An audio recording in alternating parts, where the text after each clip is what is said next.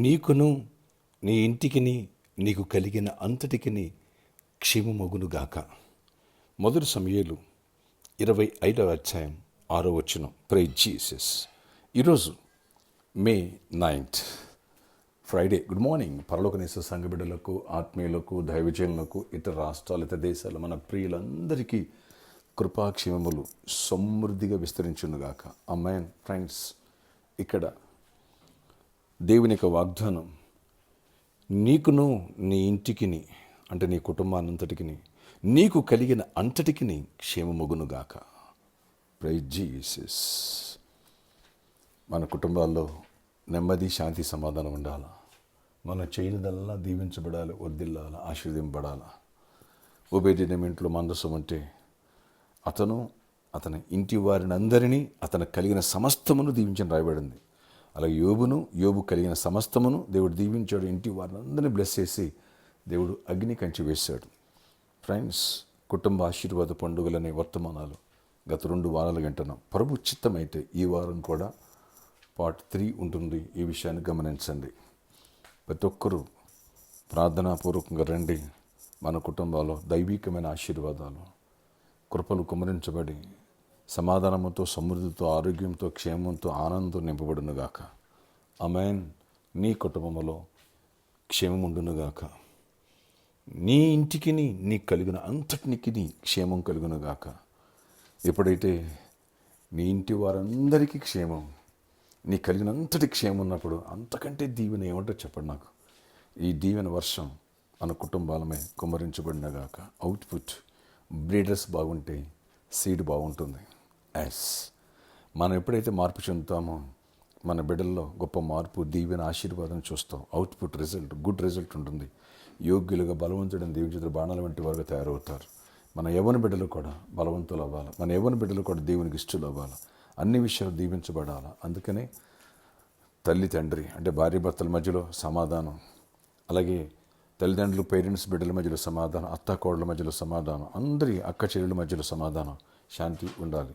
వీటన్నిటి విషయాలు దేవుడు కృపను గ్రహించి మంచి వర్తమానం గ్రహించి మేలు దయచేసి మహిమ చెందునుగాక. అలాగే ప్రతి ఒక్కరి తల్ల మీద నా స్వహస్తాలతో అన్నింటింగ్ ప్రేయర్స్ అంటే కుటుంబ ఆశీర్వాద పండుగల్లో ఈ దీవెన మనందరం పొందుతుంగాక. ప్రార్థన ఆశ్చర్యకడ నీకు వందనాలు. ఎవరి ప్రార్థనకి వేస్తున్నా ప్రతి ఒక్క బిడ్డను దర్శించండి.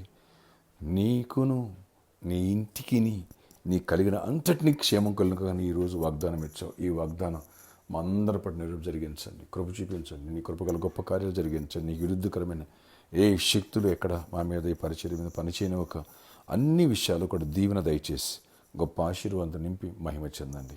ప్రతి వ్యతిరేకతను కొట్టేస్తున్నాను, మీరు కొట్టివేయండి. ప్రతి చీకటాలను బంధించండి. బలహీనను బలపరచండి. వ్యాధిగ్రస్తులను స్వస్థపరచండి. హాస్పిటల్ ఉన్న వాళ్ళని కూడా స్వస్థపరచండి, విడుదలివ్వండి.